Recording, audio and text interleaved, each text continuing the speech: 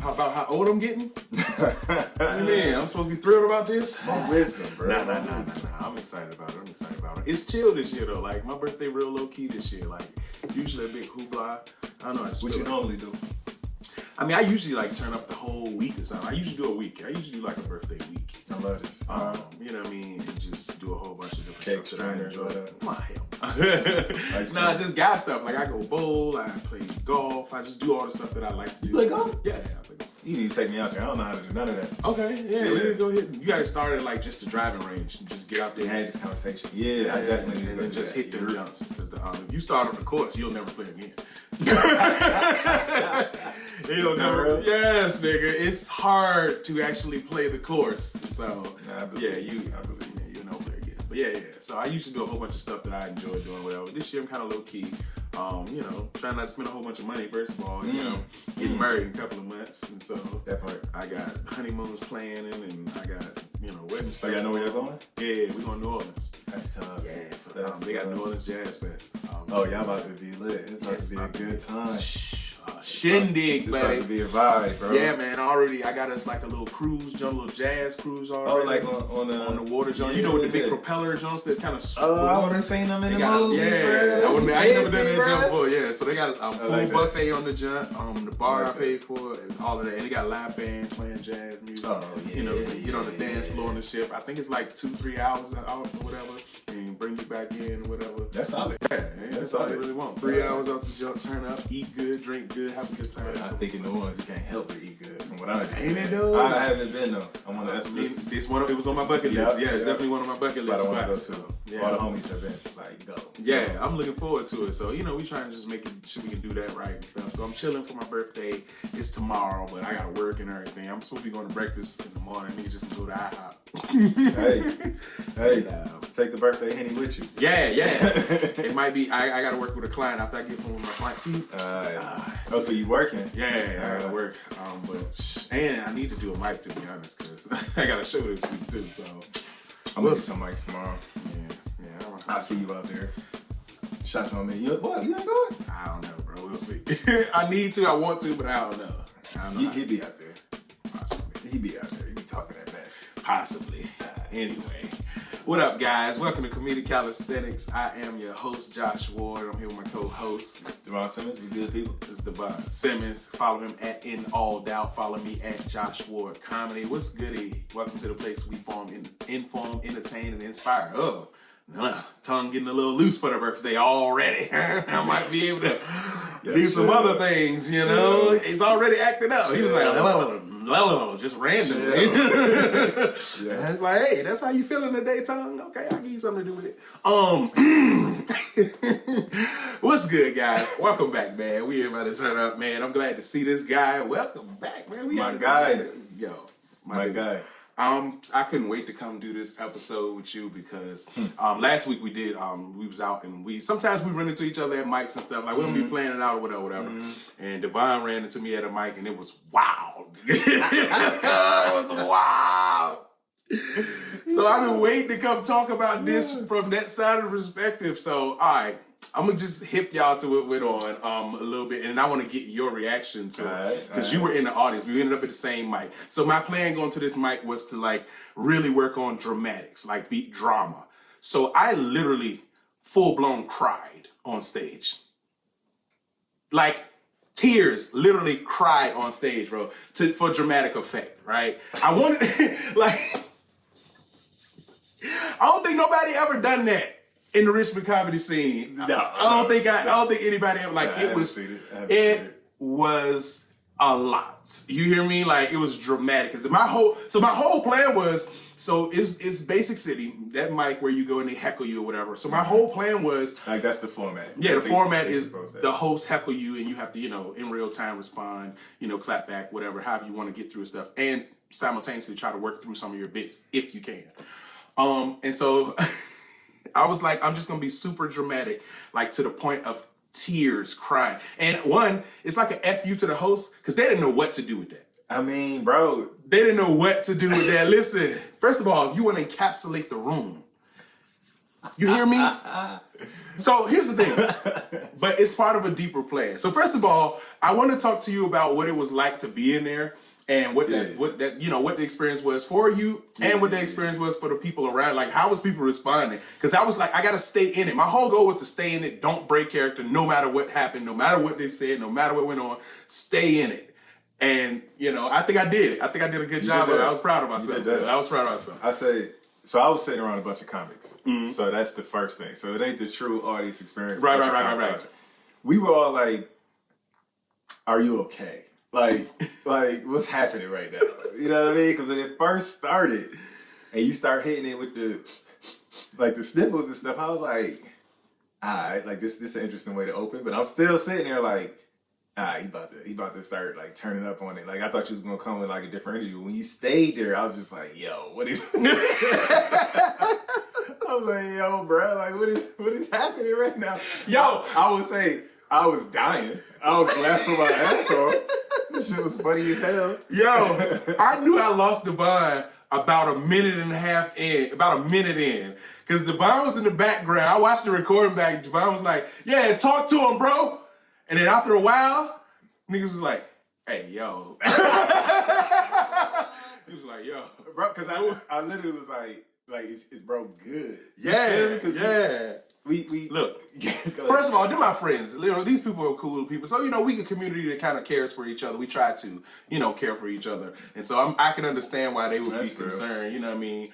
But, yeah, bro. You stuck through that joint, though. Like, the whole way. You kept going. The wild part about it was you was hitting the punchlines. Right. I was I was doing my bit, but I was doing it in full tears, full dramatic effect. Like, I was like, all right, so how can I switch this and put a dramatic effect on it and still be able to present information? It wasn't even about the punches so much as it was being able to be in those feelings and emotions, it be genuine.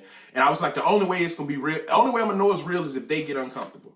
Like, if they start to think that something's wrong, then that means it was believable. If that was your goal, yeah, that's a W set. That's a W set. Like, it was to the, like, halfway through, we was just looking at each other like, what? Like this is happening. Like, this is happening. And this was 5 minutes long. 5 minutes is a long time to have a nigga quivering and sniveling and in tears, bro. Tearing up. Yeah. Legit tearing up. I was like, bro. So here's the thing. All right. I understand and know that stand-up comedy is not my goal. That is not my end game. That's not the end goal for me for this. Mm-hmm. And so being able to be funny in dramatic ways and stuff like if you audition for SNL or if you audition for, a show where you have to put feelings behind material, I want to be able to have those chops to be able to do that when an audition presents itself or opportunity presents itself. So I'm willing to make a fool out of myself at these little open mics or whatever to gain the skills that I feel like I'm gonna need for what I really want to do. Like, as a comedian, I know being a full-time comedian isn't real for me. Okay. I understand that. Okay. I got small kids. Like, if somebody hit me up now and was like, yo, we're going to take you on the road and we're going to give you 5 shows a weekend and, 6 months out of the year, blah, blah, blah. Mm-hmm. I couldn't even do it. The lifestyle lane. I can't live that life. Right. I understand that. So, knowing that, I can't put all my eggs in the stand-up basket. Stand-up though gotta look like that, though. Yeah. It don't gotta look like that. At the same time, it don't gotta look like you up there telling jokes. If your goal was to go up there and put some drama on it, and that's what you wanted to do, that's what you did. And to be in tears and stuff, but still tell like raunchy jokes, like the crowd, like the people in front, they was like I was getting them. Okay. It won't like outburst laughs and stuff. I was getting them, so I was satisfied with that. But yeah, I still did some of my punches and stuff like that, and stayed in it, yo. Fucking hilarious, yo. Bro. But I'm at the end of the day, that's legendary. It take balls to do that. It take balls to do that. I was terrified, but I was like, screw it. Yes. Really? Yes. So what were you thinking before you went up there? Was you like, I don't believe I'm about to go up here and do this, but the only way it's going to work is if I stick with it. The only way it's going to work if I just grind through it. Screw it. Act like it's not happening. Would you do it again? Yeah. Okay. Yeah. I would do it again. I would do it differently. Would you make this like your style? No. Hell no. You were crying. No. I would do it again. I'll probably do a different dramatic effect. Like just super over-elated. Just over-elated, like too jubilant about something that honestly you shouldn't be that happy about. That's kind of the stick of it. You know what I'm saying? The whole point was to be overly dramatic about the thing I was talking about to the point that it brought emotions out. And it's a personal topic.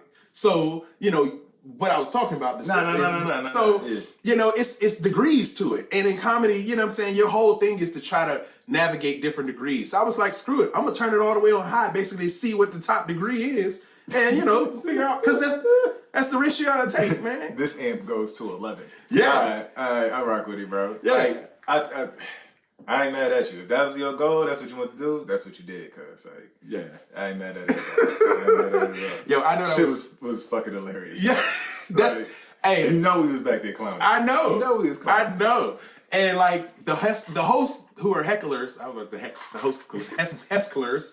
The hosts who were hecklers, like they couldn't even heckle me. Like they tried a couple times, but I just leaned into it more. I don't remember them even saying anything. No, after a while, they just stopped. There's nothing you could do. And that was kind of an F you to them. Because last time I was there, they pissed me off. Why, bro? It's a heckling show, though. Yes. But at the same time, I don't like sometimes that it gets to a point where you can't even tell jokes. Not just the heckling. Like if it was witty banter, but sometimes the trigger, sometimes it's excessive. And I usually go to mics with the goal in mind. And for me, I don't have time to just be out here having fun and dicking around. If I go to a mic, I got something I'm going to accomplish. It's like going to the gym.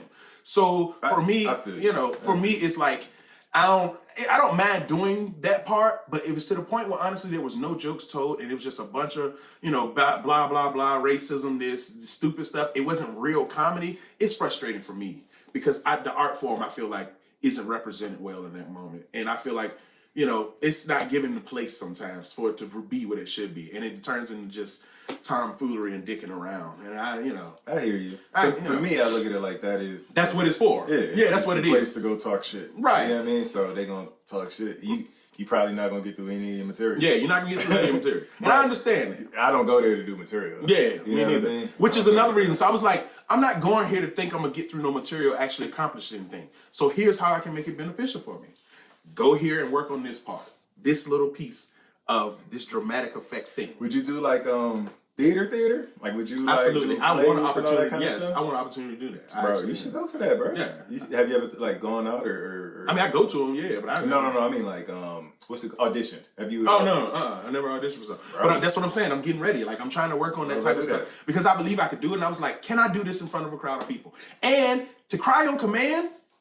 That's hard to do. Genuinely cry. Like I genuinely made tears come out of my face. And I wanted to see if I could do it. Wow. Like I gotta be honest. Part of me is like, I'm proud of you for you doing what you say you would do. The other part of me is just, this is fucking hilarious. to go to a mic and be like, I'm about to cry on command. Like this is what I'm about to do, bro. It'd be like if somebody came to me and was like, I'm about to get healthy, I'm only gonna eat McDonald's salads. It's like, yeah, you could do it that way, bro. But like, why?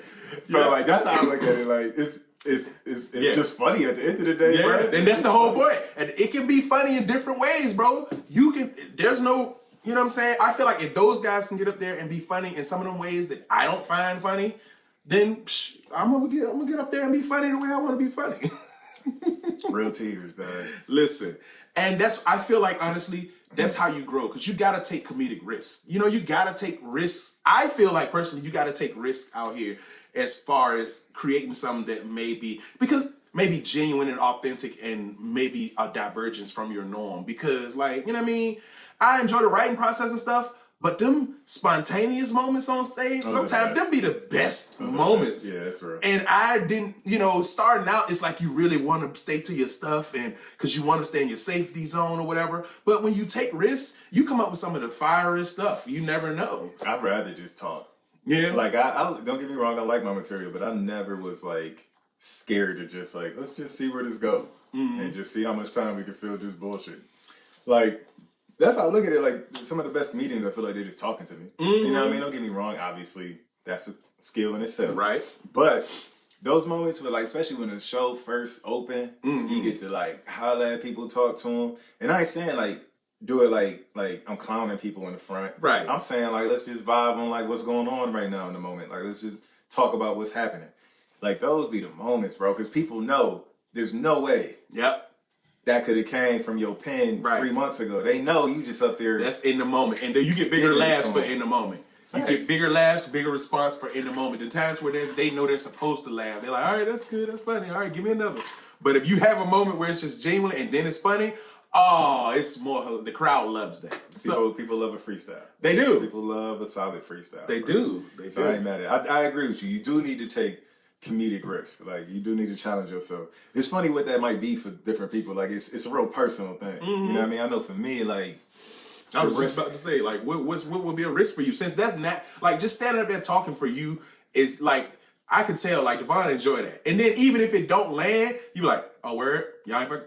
All right, cool then. You know, and it's never like, yeah, it's always like a whatever, and that ends up being funny. You know what I mean? So you feel comfortable in that moment. So what would a risk be? Risk for me is talking about the more vulnerable stuff.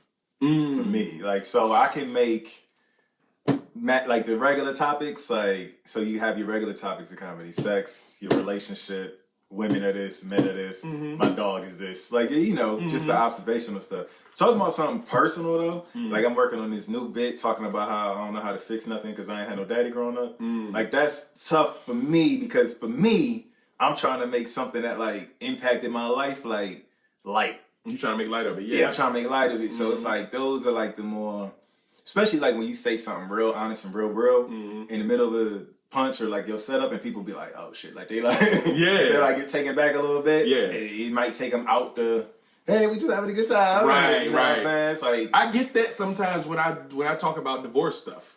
Like sometimes talking about divorce stuff, people are like I don't want to, and I don't want to laugh at it. I don't want to make fun. And then some people are literally thinking like the other person's not here to defend themselves. Oh yeah, you know can see it in their face. Yeah, so it depends on the crowd how much leeway and flexibility you get with that. That's something that I had to grow to do more, talk about more personal stuff. Because when I first started, I mean, I guess it was, but it was surface level personal stuff. And then I started so when I started talking about the dog stuff, I felt like honestly I feel like that's a hot take in today's society because everybody loves dogs. Like it was so many rooms I did my dog jokes in that people didn't even laugh because they was like, no, you ain't about to sit here and talk about Sassy to me. I love my dog. That's you know what I mean? Like they was offended for that. Sassy's a solid dog name. No, straight up. I love a solid dog name, bro. I love a solid straight dog up. That's name, a legit dog name, it's yo. It's a good name. Sometimes you meet these dogs, their names be weak as hell. Yeah, bro. Weak ass dog names. Nah, I met a Luther the other day. It's a solid ass dog name, bro. Listen, Rex. Oh yeah, come on now. That shit crazy. but yeah, so you know that was kind of, and then I went from that to like talking about my kids more here and there, and that was like more personal because it was like I love my kids. I genuinely do love being a father. But you know, for the sake of a joke, sometimes I will put out this "oh, I hate kids" or "I can't stand," you know, kind of "f them kids" type, and just for the sake of the funny, you know, whatever. And people usually with that because most people kids trash. Straight up, most people kids is their biggest headache. So people love that type of stuff. But for me, the conflict was that your baby suck, man. God dang, bro, you so cold with it. Oh God. But yeah, the conflict was I genuinely got really good kids, and I genuinely love being like I don't hate being a parent, you know, at all. So, but for the sake of the funny, you know, funny over everything. You know, funny over everything.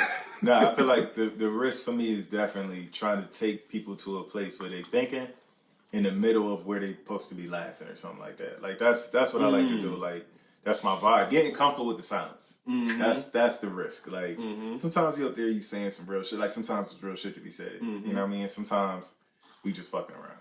You know what I mean? Trying to find that balance. But also act outs. Act outs. So the crying is kind of like an act out. An act out is like a physical demonstration of whatever you going through. So if you telling a story where you mad, you telling it like you mad. Right. You know what I mean? You telling the story is fucking, you is fucking. Like, right. So the act outs can be a little intimidating because like you might not, especially like when you first write it, you might not be like, this might not hit. So you in the act out going 100 and people looking at you like yeah. That's the most awkward thing because you gotta stay in it. Or if you come out and bail on it, just makes it worse. You don't know if it worked. Yeah. You gotta go in 100. You just gotta go and go for it. You gotta lean into it if you go do it. That's one of the new risks that I'm taking. Because I am animated naturally. But on stage, I'm thinking so much that I was like... I don't be feeling like that. I know. And that's the goal. But at the same time... What you be thinking? Like, where you going next kind of thing? Or what you be thinking? Yeah. Oh, yeah. Sometimes where I'm going next, how big did that slap? Should I stick with what I came up here with? Just reading the room based on the jokes that I give. Is everybody real tender tonight? Like, is everybody uptight? And, damn, you be going like my mind do a whole bunch of crap. And then like, how was I brought up? Like, who's before me? I hate going for people bombing and stuff. Like, ugh. I love that. I mean, let me say it. I hate. Let me correct that, because I don't mind going behind somebody bomb, because I know, because I'm usually a breath of fresh air. I tell them when they get off stage, you know you about to get these jokes. I promise you. Yeah. I promise you. You be telling them? Hell yeah. Yo, bro, we comics. Yeah. You gotta clear the room. Yeah, like, if you went up there and just, bro, if you come in my crib and light the bathroom up, I'm not gonna act like it don't stink. Yeah. I'm about to clown you, bro. Like, what is this? Like, this is what we here to do. Oh my God. If you went up there and you was laying eggs, bro, I'm calling that out, bro. We about to have some fun. Yeah. And I hope you ain't sensitive to the point where you can't make funny, like, no, you can't take it so serious to go up there and tell jokes. No, that don't make no damn sense. You can't. And if I bomb and people come up after me and be like, I don't know what bro was thinking, and I was like, yes, please do that so people can enjoy themselves. Ain't about me. Yeah, fuck how I feel. I'm usually the feeling of, I'm a breath of fresh air. Mostly in the room, and most of the rooms I'm in performing, especially shows wise, I'm a breath of fresh air because of certain, it's just like, it's a different vibe from me than, some From others. Everybody, bro. Yeah. Nobody like that. I believe that though. Bro, you need to. I do believe that. Yeah, bro, you gotta have that NBA confidence. I'm going to the league, bro. Well, right. You got to, what you talking about. I don't care what you're talking about, I'm going bro. to the league, bro. No, that's legit though. I used to try to come with. I ain't mad at that, bro. You gotta have that confidence. 100. Gotta have that. Yeah, just learning to take more risks. So that's what I'm starting to change my mind about what mics are like. I used to put so much pressure on myself when I go to the mics to try to do well, and I don't feel like that. What was well for you back then? Like the laughs. It's still yeah. If I get good laughs and if the room, responds a certain type of way, that was early on, and then it changed to now. Well, more recently, it's more so, did I accomplish what I went up there to do? As far as whatever I was working on, whatever my goal was. And in that, hopefully they got some laughs out of it, enjoyed it too. But honestly, it's about me to a degree. Because that's the only place I get to practice. So that's my only option. I think it's got to be about you. Yeah, a little bit. Like, I can't afford to just be out at mics. Like, it's comics that I just go to mics every night and they just hang out and they do. I can't do that. I can't live that life. I know I don't have that luxury. So if I go out, it's got to be meaningful. Like, I got to be getting something done. I'm not doing comedy just for kicks and giggles. I'm doing this to hone skills, to put myself in a position so that when I can create an opportunity, or when an opportunity presents itself in this field, in this stream, in this area, I can be prepared to capitalize on it, and I can be good, and I can show up when it's time to show up. I like that. That's the goal. So I'm doing it for kicks and giggles. I just want to I think I'm gonna start opening up my shows with, I don't need none of this. First of all, I don't need any of this. I don't care about none of this. This means what nothing. Y'all know. Don't get me wrong. I obviously care. Yeah. I obviously care. But like, whatever. Bro. Yeah. Whatever, bro. I just look at life like in the totality of things. Like, I think there's value to what you. It's weird trying to have that balance of that aspirational side, which is I think you're speaking from, and the content side. Like, always trying to find a balance between those two. It's tough because you always want to be striving for more. You don't want to get complacent. Right. Nobody wants that in their life. At the same time, you want to be striving for more all the time, where you can't realize what's dope right now, kind of thing. Yeah. So I think, on some real, that's probably why the podcast is dope to me, because like we definitely flow like that. Like, it's a balance between us. You know what I mean? You always pushing, I'm always chilling. You need that though. Because I do need that. And as I've gotten older, I understand my own I'm aware of myself and how, the perfectionist in me and the, always wanting to be good in me, it can be an issue. So I try to balance it out. Like, I give myself days off. I give myself breaks and chances. I give myself, rest is work. Yeah. People don't know that. Rest is work, man. Facts. And just give myself chances. Like, there's nights where I fail, where I don't do well. Surprisingly, this doesn't go well every night. Did you know? Yeah, it doesn't. And, I feel a certain type of way about it, but then I always check myself and like, okay, what can you get out of this? What did go well? Plus, you be doing those shit. Like, it's you know what I mean? Okay. The baseline is dope. So then you just build off that. Okay, I'll take that, but I feel like every time not every time, there's moments where it happens and I'm like, yeah, that's me locked in, and that was a good time. My stuff, the crowd engagement, everything is there. But that time where I'm like, that doesn't happen as often as the times where I'm like, should have did this. We knew, bro. That day, I feel you 100% on that. I'd be like, we know boy, it. Ain't no, but I feel like I could be better. So I just keep pushing myself, and as long as I'm never impressed with myself, then I think I'll be good. And fuck all that. As long as I'm never impressed with myself, I don't drink my own Kool-Aid. I think that's cool because sugar water Kool-Aid. Yeah, my shit fire, nigga. Any color, bro. I can't take it. I serve up some orange Kool-Aid. That shit getting drunk. He's not lying. He's not lying. Your joint is. Yo, I be like, yo, Devon could have stayed on that topic for 6 more minutes and just cooked there. These mics, man, 5 minutes at a time be blowing me. Also, this is another thing I've been doing. And I feel like, this may not be a risk, but it's a difference. I've been going to less traffic mics. Oh, word? Yeah, I've been. People haven't seen me as much. I like that. I go to mics where I don't want the whole group because honestly, first of all, it ends up the same people, and they heard your stuff before, and they give a certain type of, sometimes something nice and be a certain energy that I don't want in the room, and I'd rather it be people there. That's right. And usually when I go to those under traffic mics, I get more time. So I go to a mic and only 4 or 5 people showed up. They giving us 15, 20 minutes apiece. I'm cool because if I get 15, 20 minutes, I don't got to go to 3 5-minute mics, 4 or 5-minute mics. I got a time to actually cook in. I'm satisfied with that. So like I go to some of those mics. How they be populated? How the crowd? Pretty good. Yeah. Right, well, good energy, good crowds. Like that's a W formula. Yeah, that's how I've been doing it lately. Because I just got over it for a little bit, and so that's why I've been MIA to the Richmond scene a little bit. Like for the last month, 3 weeks to a month. I ain't been at Mike's scene a lot. I just came. Yeah, see, I feel like we be seeing each other. We see each other at the joints. I feel like we on the same time. Like I feel like when you see me, I be like, "Hi, Josh." Here. Like, yeah, but then it was 3 weeks straight where I didn't go to no mics. Except I did a couple of little discreet side jumps. Yeah, and I got a jump, and they let me cook for like 15 minutes. Then I got another jump where I did like 15 minutes. So I was like, that's solid, bro. If I did 30 minutes, then most weeks I make it to 2, maybe 3 mics if I can. 3 is a stretch for me. My goal is 20 minutes a week. Yeah. Not including shows. Right. 20 minutes a week. That's my goal. I don't always hit it. Life be life and shit. But like, that's my wife always. I'm saying my wife. What? Life and I'm like, all right, baby. It does. Get in that goddamn kitchen. All right. Shit on my shit. We good. We good. You're not. You stupid. I told you get in that goddamn.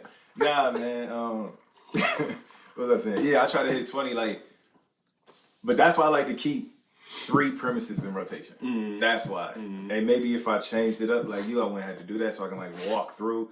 Like 5 minutes is like this now. It is. I remember when like first getting going, I was like, it was a long time, right? Now it's like, what's everybody straight? Light? What the fuck? I just get started. Like I can dick around with the audience for 2-3 minutes. Oh, you know don't go to a mic. I went to a mic the other day. Shouts out to the host though, because like it is a good mic, so it's understandable why it's like this. But it's damn near 30 comics on the mic. So for Richmond, that's a lot. I know in some cities they're like, yeah, what are you talking about? What are you talking about?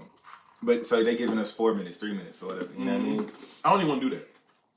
I'll take the time. If I'm already there, I'm taking the time. I'm not dipping. Maybe. But if I know ahead of time, I've been in rooms where I was like, I don't want to work this room tonight. I just don't. So I'm not gonna go on. And I don't mind. What's that for you? Like the vibe? Yeah, if it's not enough audience and it's more comedians than like more comedians. If it's just comedians, sometimes I don't want to deal with that. If I feel like it's just a whole bunch of like if there's no I like when there's serious comics on the list. I like when there's good comics on the list because it makes me. I'm one of them people that I need to be surrounded by greatness because it make me better. Like it forced me to be better, and so I like when there's. I'm gonna ask you this off mic. Ear tab this. I want to know who the comics are. That you be like, all right. Okay. Yeah, we talk later. Tell me later. Yeah. So I feel like. If there's some comedians that's really pushing the audience or pushing the room or pushing the envelope, I want to try to get on that room because it's a challenge for me. I feel like, you know what I mean? But if it's like a whole bunch of, I mean, it depends. Some nights I do all of it. I'm not going to say I'm biased and I don't do any of this or any of the time. No, I do some of this all the time. But there are times where I'm just like, and then there's time I just want to hear comedy, but I don't want to do comedy. I don't want the pressure. It comes with a lot of pressure. Okay. So sometimes I don't feel like being under that pressure. Yeah. But I just want to be around it. So there's times when I'm like, I'm here, but I ain't going up. You know what I mean? I just came to vibe out. Yeah, just vibe here. And, you know, maybe I'll be inspired. Maybe I'll hear something that triggers something for me to write a I've done that once, and I think you was there too. My sister came. Yeah, when your sister came, yeah. And I just wanted to vibe my sister. I didn't feel like going up. She seen me go up before. If she never seen me, I probably would have went up. Right, just so she could be like, I seen my brother do comedy before. Right.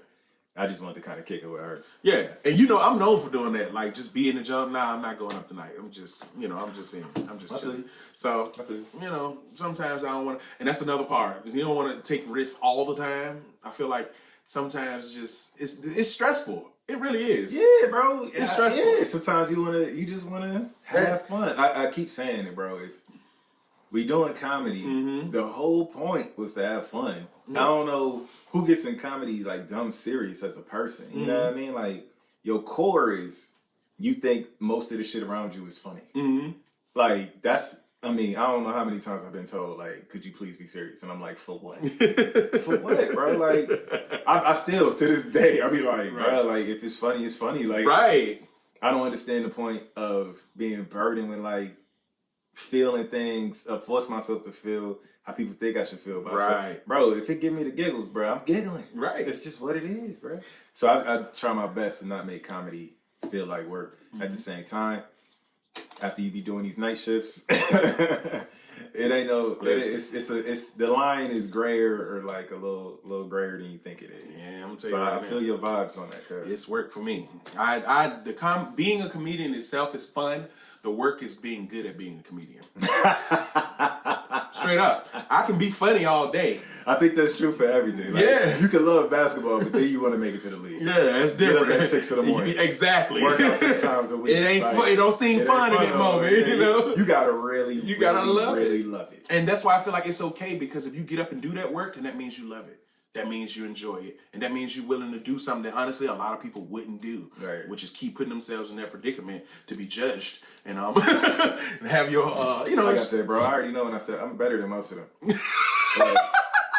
like it's just call it what it is. Like y'all bought tickets to see me. Like you stupid. Bro, this is honest truth, bro. I would never buy a ticket to see them. I would never buy a ticket for what? What they do? Puzzles? Some good shit. Who are you twisting them you talking about? Whoever the people are that come up.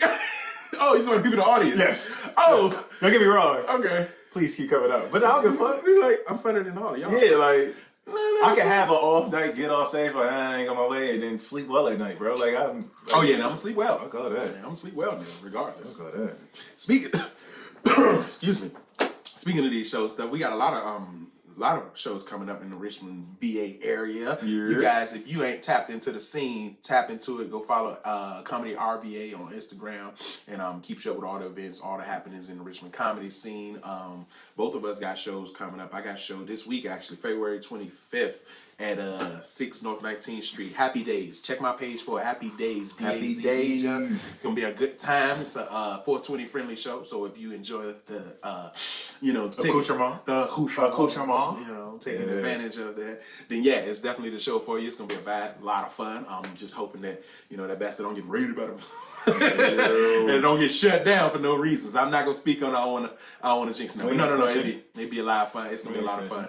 And March 23rd, Richmond Music Hall got a show. Actually, we on that show together. You can catch both of us March 23rd at Richmond Music Hall. This is the first time actually we've been on the show together. I feel that's crazy. I think you're right. Yeah, I think we did a mic together before. But we never did a show together. Nah, like we getting paid to do. You know what I mean? Together. So I'm excited about that. I'm a fan. You know, I'm a Devon Simmons fan personally. Man, so you know, I'll pay to see this man, and that's my boy. I will pay money to see him. So yeah, it's gonna be a good time. Those two. What you got coming up? I know you got a whole busy schedule for the month of March. Yo, go follow this man at In All Doubt, ENDALLDOUBT on Instagram. He posts his stuff up there. I'll be moving and shaking out here. Go ahead. I'm posting now. I'm starting to post. All right, so March 2nd through the 4th is tentative, but I should be hosting at Sandman Comedy Club. Okay. Check me out. March 9th, I'm doing, and this show I'm really excited about. This is a show with Traverse Comedy March 9th. It's one of those shows where they just give you a topic and you gotta go. So no material.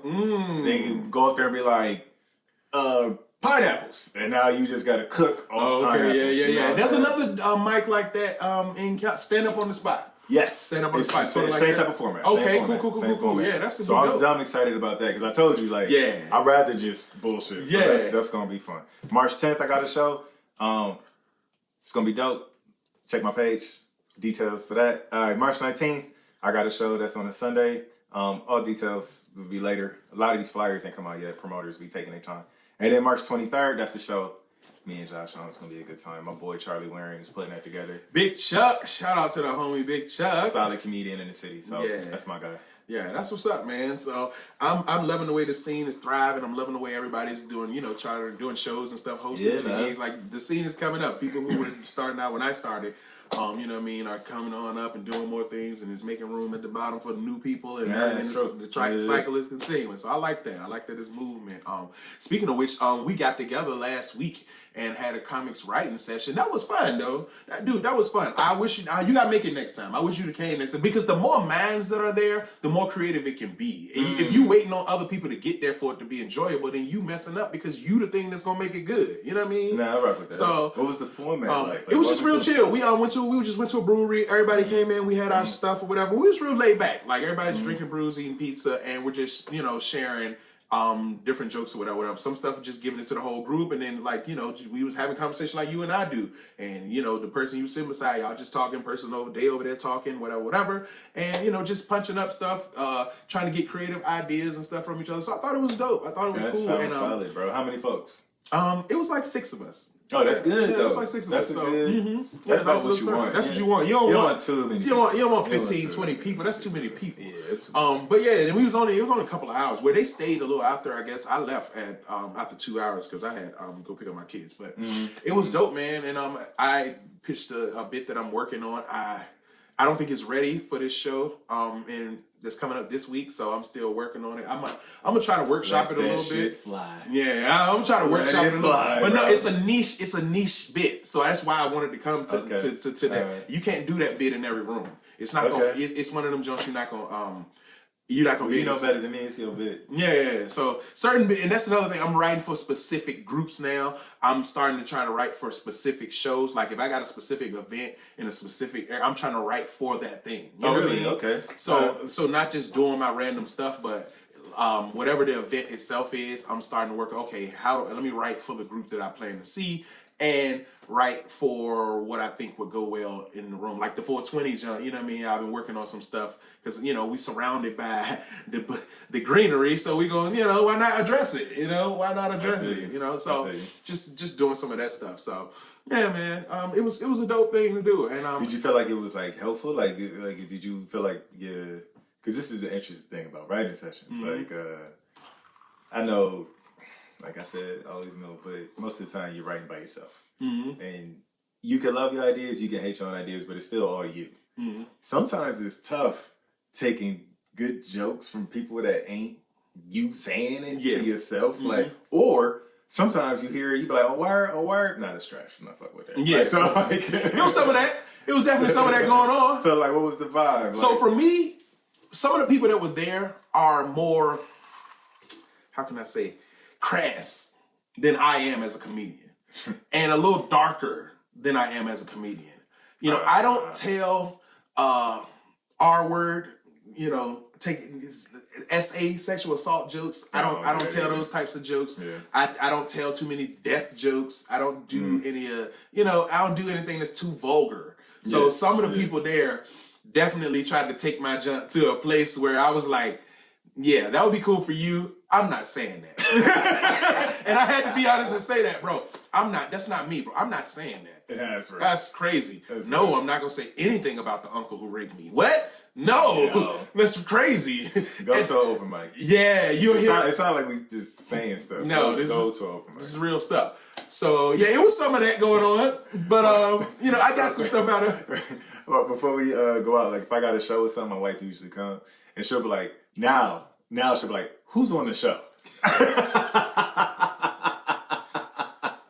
I gotta give her the lineup. Yeah. Bro. She'll be like, all right, I'll go to that one. Like, all right, cool. We prepare myself. After you come out a while, you realize there's a little everything out here. Oh my God. Different strokes, different folks. Yeah. So it's all different types of comedians, man. And so, you never know what you might get. But some of that stuff is stuff that I would never say. So I get what you're saying. But for me creatively, I think drawing from someone else's experience can help connect the dots for something.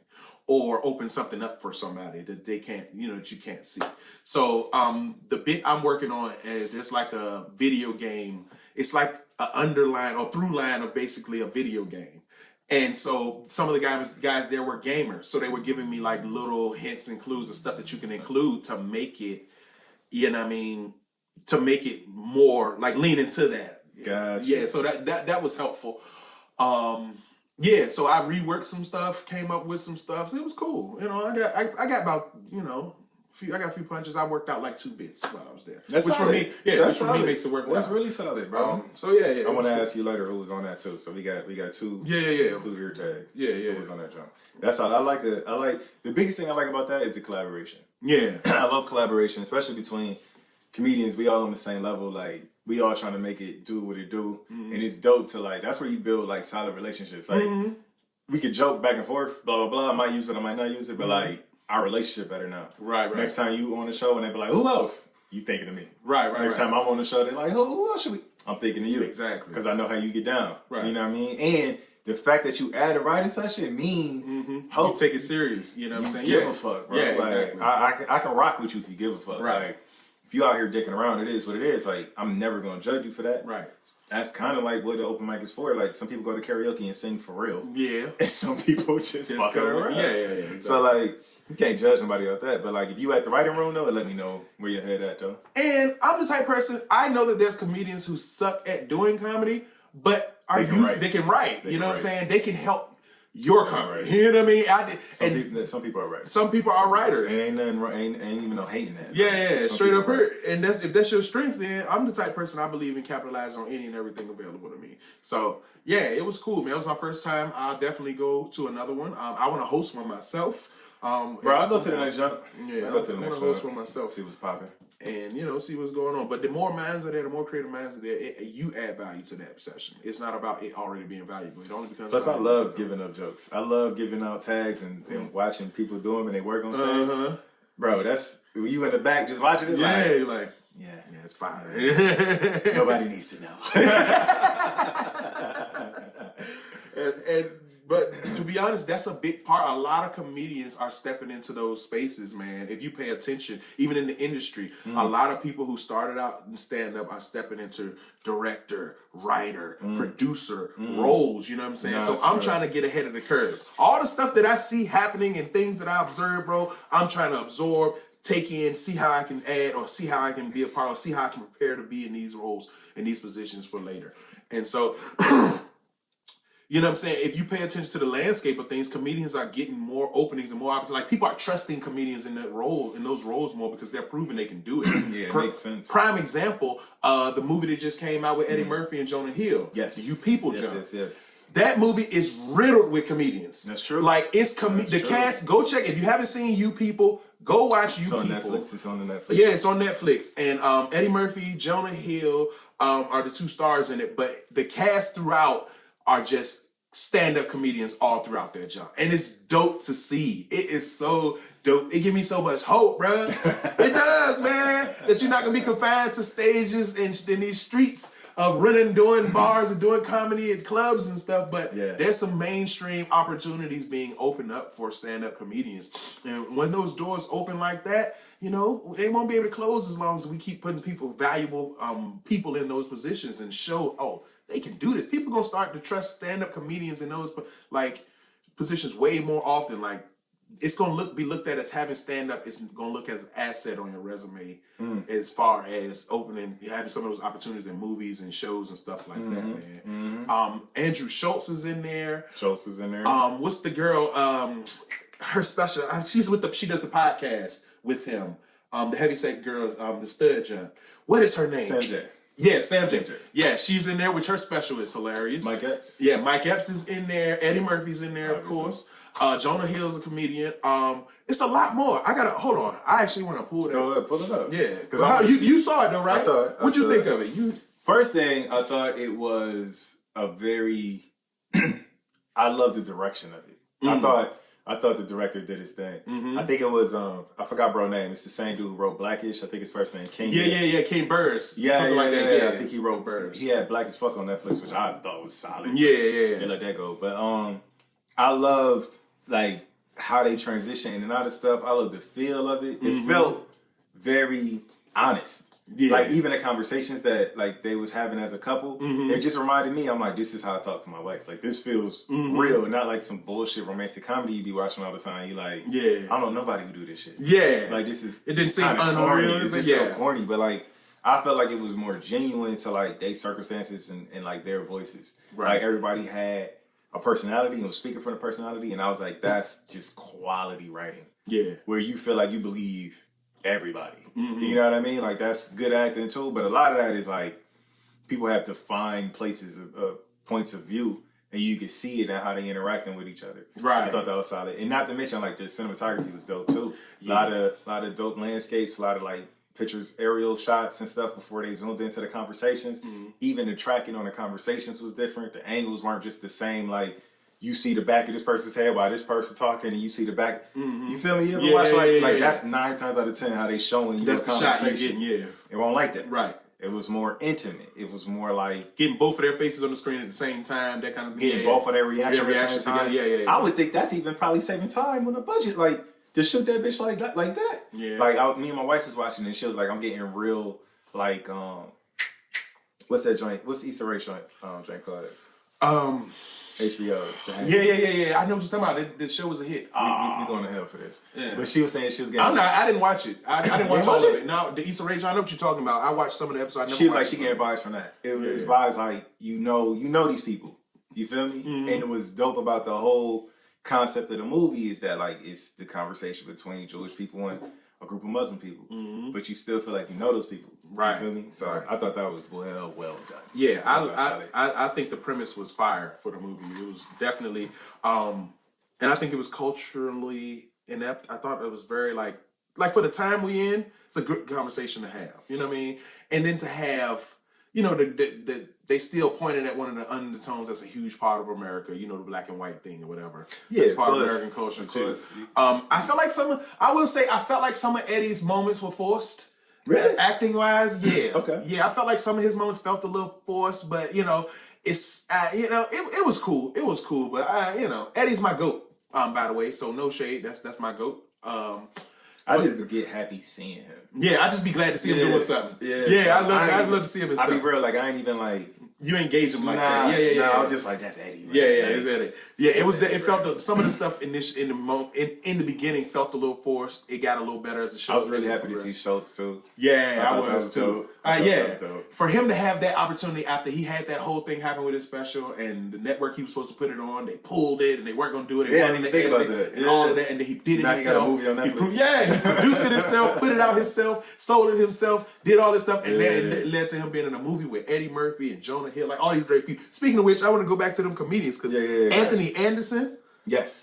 Kim Whitley, she counts. Yes. Dion. Counts. That's wild. Yeah, because I know she'll do a lot of stand up, but back in the day, that's how she started.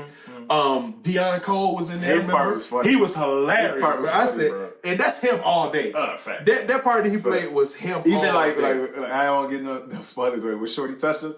Yeah, I thought I was the only one caught that. But the way he looked at her, touch his arm, I caught that too. I was like, that's solid, bro. That's crazy. That's exactly how a nigga would act. Yeah, that's how a nigga act. Like, what is you doing? What you doing? Don't put your hands on the white woman. That's what it felt like. Don't put your hands on the white woman. Don't pet a nigga. Like the fuck, man. Yeah, but like it's a Sam J. So it was. Sam J. solid too. Yeah, it was, and for her to have had that her special take off like that. She's a writer on SNL, right? I'm not sure. I think I've seen her being a writer for something, but I don't know if it was constant. Okay, fair. Yeah, but either way, she cooked. And it was a lot of people. Kenya Burrs, that's the guy's name, right? You said yes. Kenya Burrs. Yes. And Nah, that pen crazy. yeah, That pen crazy. Outrageous. I was talking to this how I know like I'm a geek with this shit. I was talking to Crystal about like how I was like the writing and shit. And she was listening to me. She was listening to me. I was like, I feel like I'm one of them dudes that be like, you ain't hear the triple entendres and Kendrick verse, bro. You ain't hear the entendres, bro. That's how I be listening to this shit. Like, bro, y'all don't even hear how that's genius, though. You don't see how brilliant that really is, like, bro. Y'all stupid out here. Oh, Julia Louise Dreyfus. Remember her from Seinfeld? Of course. Elaine, yeah, Elaine. She was in there too. I love her in everything. She was amazing. Yeah, she was. She was great in really there. Good. She played that really role. Good. Yeah, really I love her in everything, man. I love her in everything. Wasn't she in VIP, like the vice president? Yeah. She was vice president. That was solid too. Yeah, that she was solid was too. But yeah, so I just seeing that movie for me as a comedian starting out. That showed me, like, look at all these people who made it to this point. Fuck, we didn't even mention Laura London. Facts. We gotta mention Laura London. And all the shout outs to Nip. Nip's my fucking guy. Yeah, so, like, Nipsey Hussle. that shit was hitting the heart. They was playing Nipsey shit. Yeah, they did. They showed the murals in the movie. They big up Nips in the movie, man. That was dope. And she was really fucking good. Yeah, she was. She really did a great job. And she looked good as usual. Lauren always just, new. Queen Lauren, yeah. Listen. Queen Lauren. But nah, she did an amazing fucking job. It was a great. If you haven't watched that movie on Netflix, you people, I don't know what you're doing. You can go get your subscriptions straight. I know Netflix stopping y'all from sharing, so I know it's hard for some of y'all out there. I got a whole bit on that. But Tyra, go in there and get your jump right so you can get that, you people, man. But it lets me know that the ceiling is not the stage. You know what I mean? And that makes me so. Bro, I look at it. It's all fluid. Just give everything 100. See where the chips land. Yeah. And at the end of the day, you already won. There's really nothing you really need to achieve other than just living and being happy. After that, it's all extra. Oh, yeah. It's all extra. Well, I don't know about need. Yeah, I need to achieve more than that. But, that's at the end of the day, that's the thing that you need to have at the nucleus of all your achievements. But I need to achieve more than that. Living and being happy, Well, what you think you need to achieve? Like, what's your, I need to do this? I need to, I ain't gonna say need because it's not a guarantee, but I would like to make it in some form of arts, acting, theater, What's make it mean to you? Well, do something that consistently supports me in my life. It be my profession, something I enjoy. Oh, so if you made a living off acting, say like... Yeah, if I made a living off of it and, I had a comfortable life and it was something I loved and enjoyed. So you made a living off acting, but it's all community stuff. You make like, I don't know what actors make, so I'm making up numbers. I don't want to... like, what is he talking about? If say you're making like 70. 70 what? Okay, a year off acting alone. Would that be making it to you? No, I mean, that's on the road. That's on the path. I don't think there's a destination for it. As long as I'm still moving forward, then I'm making it. But I want it to be, progressive to some of the things I want to attain in life. You can't make no more money than 70K. I wouldn't be happy with that. Word. No. Me either, nigga. Niggas out here broke. I wouldn't be happy with that. I'm gonna be honest. I can work just maybe 30 years ago. Yeah, like no, I'm messing with you, bro. Yeah, keep pushing forward, Joe. Yeah, I wanna be able to be a company. I wanna be able to change some lives. My kids, my family. I wanna be able to change some lives with we're making it. So for me, that would be that ain't my goal at all. For me, that would be a sign. I ain't got no babies though. Yeah, you ain't got no kids, all that kind of thing. I got family members who I want to change their lives, literally. So it's their life. That's your life. Yeah, it ain't mine. So yeah, I definitely. I'm gonna make it and stop talking to people.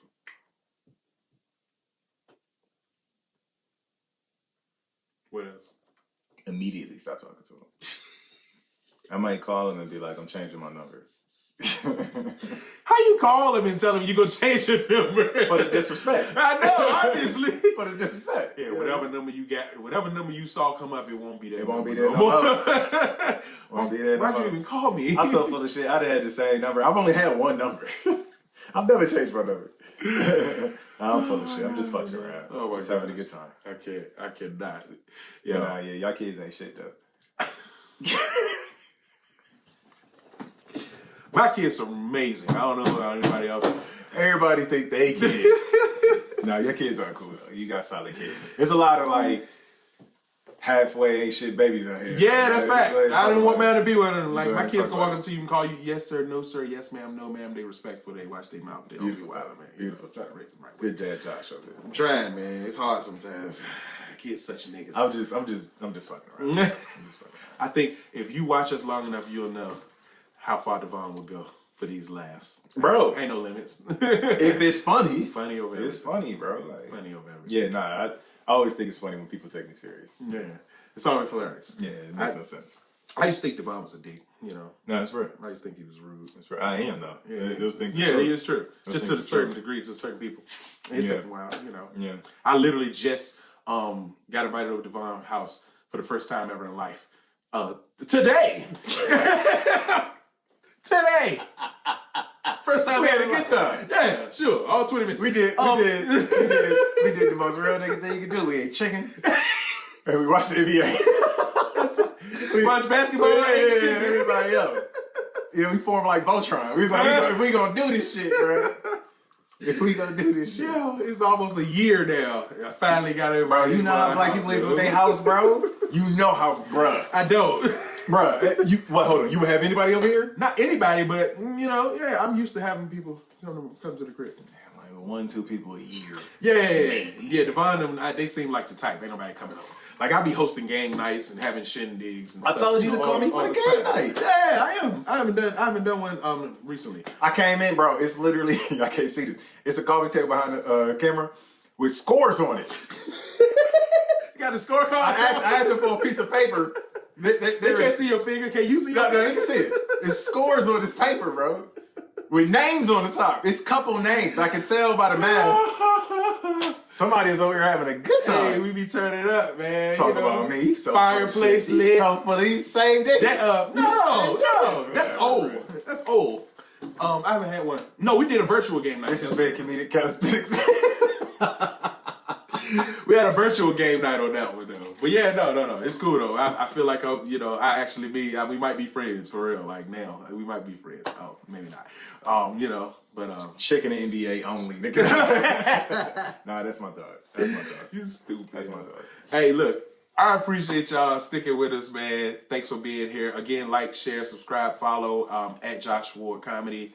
At End All Doubt. END All Doubt. And at Comedic Calisthenics. So follow all 3 platforms, man. And stick with us on this journey. We got some great episodes coming up soon. We almost through our first season, bro. 10 episodes, 5 seasons. That's I think insane. we almost there, so. We doing it. Yeah, we doing it, man. Whatever that means. We doing it. We doing it. But yo. That's all you can do is get up and do it, man. Whatever. Just get up and do it, you know? Until next time, y'all. We appreciate y'all. Later. Peace.